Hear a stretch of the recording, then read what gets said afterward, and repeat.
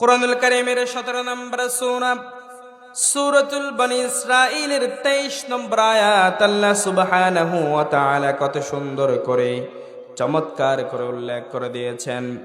ওয়াকাদা রাব্বুকা আল্লা তা'বুদু ইল্লা ইয়্যাহু ওয়া বিল ওয়ালিদাইনি ইহসানা। বিচার কার্য হলো, আইনটা হলো, বিধানটা হলো একমাত্র আল্লাহ। আল্লাহ তাআলা সেই বিধানটা খুবই চমৎকার করে উল্লেখ করে দিয়েছেন, জানিয়ে দিয়েছেন বান্দার জন্য। ভালো করে শুনে রাখো, পৃথিবীর জমিনের ভিতরে কারো ইবাদত করা যাবে না, কারো গোলামি করা যাবে না, কারো উপাসনা করা যাবে না, শুধুমাত্র কেবলমাত্র ইল্লা ইয়াহু, এক আল্লাহর ইবাদত করতে হবে। ইবাদত করতে হবে কার? কথা বলছেন, ইবাদত করতে হবে কার? একমাত্র এক আল্লাহর ইবাদত করতে হবে। কেবলমাত্র শুধুমাত্র ইবাদত করা যাবে, এই কপালটা নত করা যাবে, সিজদা করা যাবে একমাত্র আল্লাহর দরবারে। সিজদা করতে হবে পৃথিবীর কারো জমিনে, পৃথিবীর জমিনে অন্য কারো ইবাদত করা যাবে না, গোলামি করা যাবে না, ওয়ার্কশিপ করা যাবে না। আল্লাহ তা'বুদু ইল্লা ইয়াহু, আল্লাহ সুবহানাহু ওয়া তাআলা জানিয়ে দিচ্ছেন শুধুমাত্র কেবলমাত্র আল্লাহর ইবাদত করতে হবে। আল্লাহর ইবাদতের পর ওয়াবিল ওয়ালিদাইনি ইহসানা, আল্লাহর কথা বলার পর সরাসরি আবার মাতা পিতার দিকে চলেও ওয়াবিল ওয়ালিদাইনি ইহসানা, তোমার মাতা এবং পিতার প্রতি সদাচরণ করো। আল্লাহ তাআলা কি সুন্দর একটি সিস্টেম দিয়েছেন দেখেন। আগে আল্লাহর ইবাদত, আগে কার ইবাদত? আল্লাহর ইবাদতের পরপরই ওয়াবিল ওয়ালিদাইনি ইহসানা, মা এবং বাবার প্রতি সদাচরণ করো। সিকোয়েন্সটা কি দাঁড়ায়? ঈমান যদি বুকে ধারণ করো, আল্লাহ যদি আল্লাহর ইবাদত বুকে ধারণ করো, আল্লাহর ইবাদত তাকে মানো, এরপরে তোমার মাতা পিতার প্রতি সদাচরণের এই কাজটা তোমার প্রতি চলে আসতো। এটা ভালো কাজ। আপনি যদি কোনো সংখ্যাকে গণনা করেন, যদি শুধু শূন্য দিতে থাকেন, শূন্য শূন্য শূন্য, এটার কোনো মূল্য থাকবে না। শুরুতে যদি একটা এক দেন, একের পরে যদি শূন্যগুলো বসান, এই সংখ্যাটা 10, 100, 1000, লক্ষ, কোটি কোটিতে পরিণত হয়ে যাবে, ঠিক না? আর যদি যতই শূন্য বসান না কেন, শুরুতে একটা বসান নাই, এই শূন্যর কোনো দাম আছে? কি বোঝাতে যাচ্ছে ভালো করে বুঝবেন। ঈমান ছাড়া যতই ভালো কাজ করেন না কেন, সেটা জান্নাতে যাওয়ার পন্থা হতে পারে।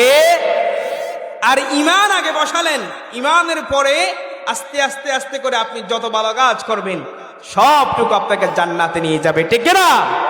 সম্মানিত ভাই, তাহলে আল্লাহ তাআলা কি সুন্দর করে বোঝাচ্ছেন, আগে আমার ইবাদত। আগে কার ইবাদত?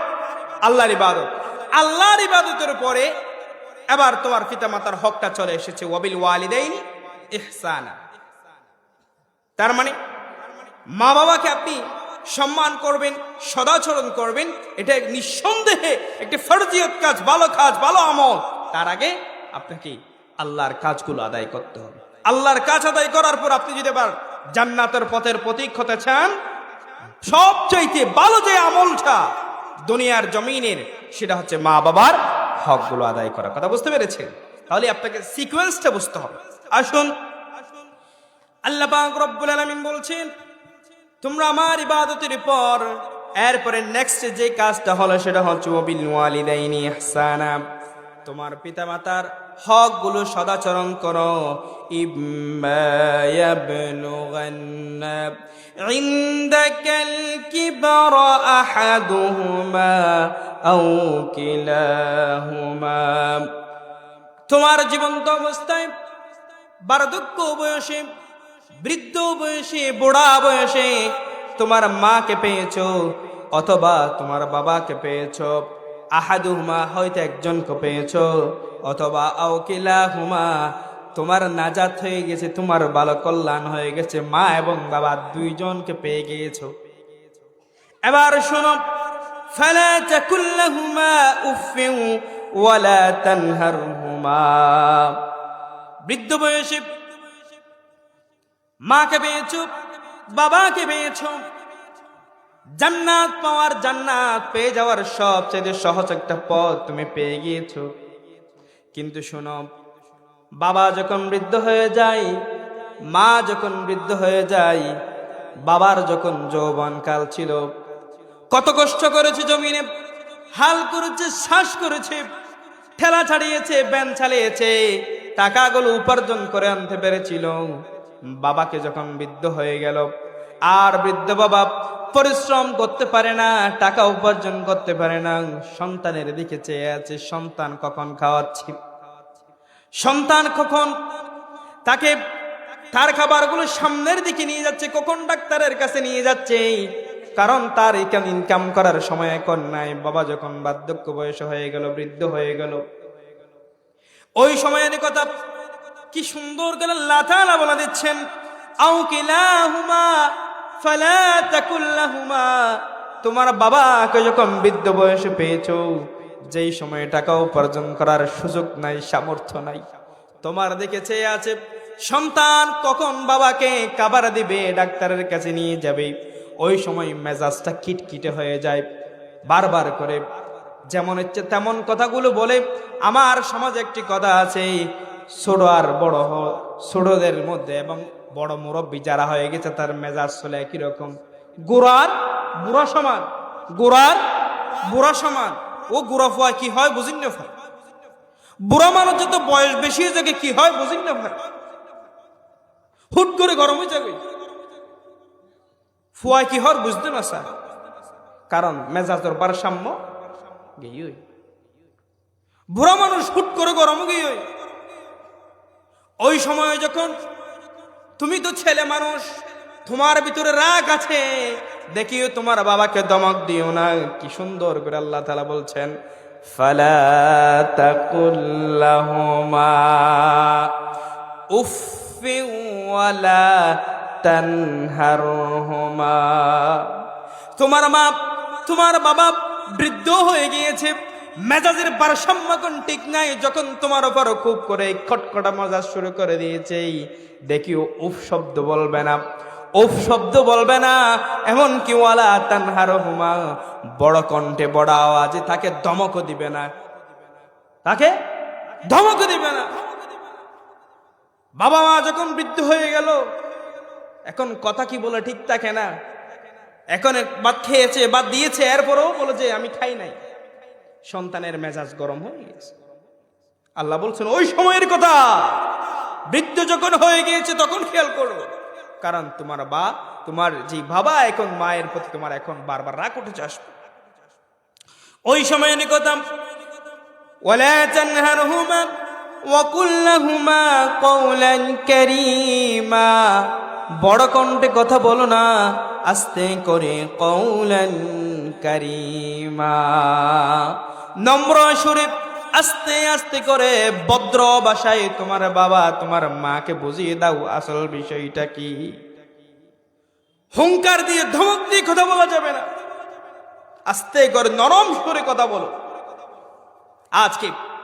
আজকে সন্তানগুলো দেখা যায় বাবা মাকে ধমক দিয়ে কথা বলে। আজকে দেখা যায় নতুন স্ত্রী পাওয়ার পর সন্তানগুলো বাবা মাকে ধমকের সুরে কথা বলে, রাগান্বিত করার কথা বলে। এই সময়ের কথা আল্লাহ স্মরণ করে দিচ্ছেন, বান্দা ওই সময় কিন্তু তোমার মেজাজটাকে শান্তভাবে রাখো, তোমার মা এবং তোমার বাবাকে শান্তভাবে ভদ্রতার সহিত নরম সুরে কথা বল।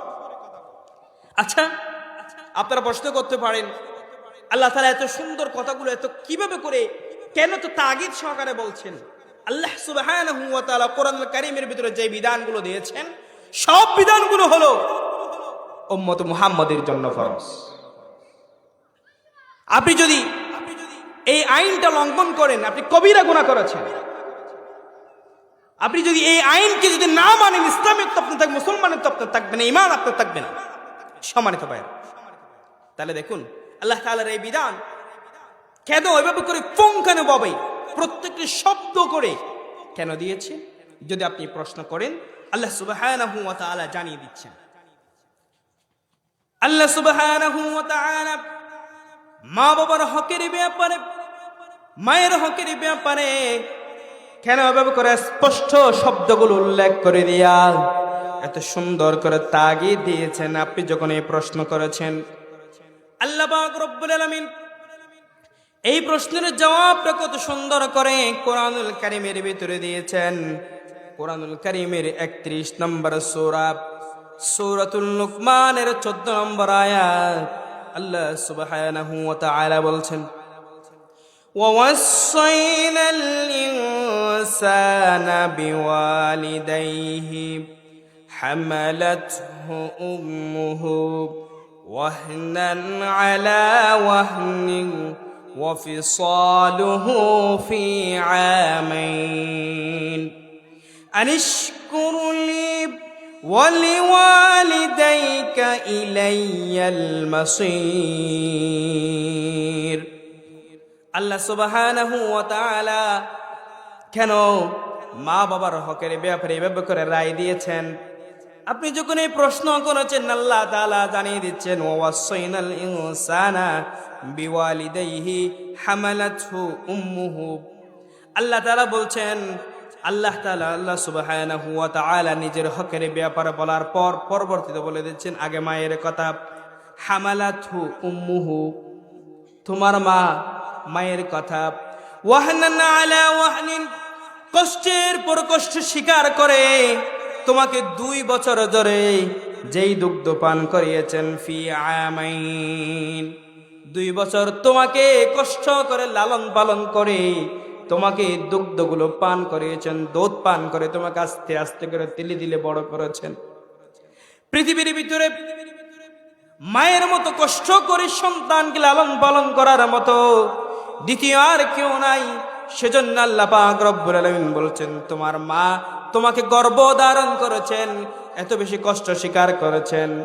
গর্ভে থাকার সময় পৃথিবীর কেউ তোমাকে খাওয়ারগুলো খাওয়াইতে পারে নাই, মায়ের কষ্টের বার কেউ নিতে পারে নাই। মা তোমাকে গর্ভে ধারণ করে কষ্টের পর কষ্টগুলো স্বীকার করে নিয়া তোমাকে প্রসব বেদনাগুলো সহ্য করে পৃথিবীর জমিনে নিয়ে এসেছেন।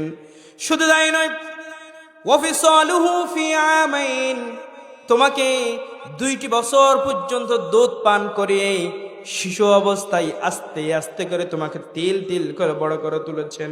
এজন্য আল্লাহ পাক রব্বুল আলামিন বলছেন, আমি তোমাকেই এত সুন্দর একটি ব্যবস্থাপনার মধ্য দিয়ে পৃথিবীর জমিনে নিয়ে আসলাম। আনিশকুরুলি, তুমি আমার শুকর আদায় করো। এরপরে ওয়ালি ওয়ালিদাইকা, তোমার মা বাবার শুকর আদায় করো। 2টি শব্দ এখানে ইউজ করা হয়েছে, কারণ আল্লাহর শুকর আদায় করতে হবে। মায়ের পেটে থাকা অবস্থায় কত সন্তানগুলো মৃত্যুবরণ করে, মায়ের পেটে থাকা অবস্থায় কত সন্তান দুনিয়ার জমিনে আসার সময় একটা হাত নাই, পা নাই, হাত বাঁকা, পা বাঁকা, চোখ টেরা হয়ে যায়। কিন্তু মায়ের পেটের ভিতরে তিল তিল করে আস্তে আস্তে করে তোমাকে এত সুন্দর ফি আইয়ি সূরাতিম মা শাআ রাক্কাবাক, এত সুন্দর করে চোখের জায়গায় চোখ দিয়া, কানের জায়গায় কান দিয়ে, নাকের জায়গায় নাকটা দিয়ে কত সুন্দর করে একটি সুন্দর আকৃতি দিয়া আমি তোমাকে পৃথিবীর জমিনে মায়ের পেট থেকে আস্তে করে বের করে নিয়ে আসলাম। সেজন্য আগে তুমি শুকর আদায় করবে কার? কথা বলছো না, শুকর আদায় করবে কার? আল্লাহ তাআলা চাইলে মায়ের পেটের ভিতর থেকে আমাকে মরা সন্তান হিসেবে বের করতে পারতেন কিনা? অসংখ্য সন্তান পৃথিবীর জমিনে আসে মরা সন্তান হিসেবে, ঠিক কিনা? আমাকে আস্তে আস্তে করে মায়ের পেটের ভিতর থেকে সুন্দর আকৃতি দান করে আস্তে করে একটি বাচ্চা শিশু আকারে পৃথিবীর জমিনে নিয়ে এসেছেন। তিনি কে? এজন্য শুকর আদায় করতে হবে প্রথমে কার?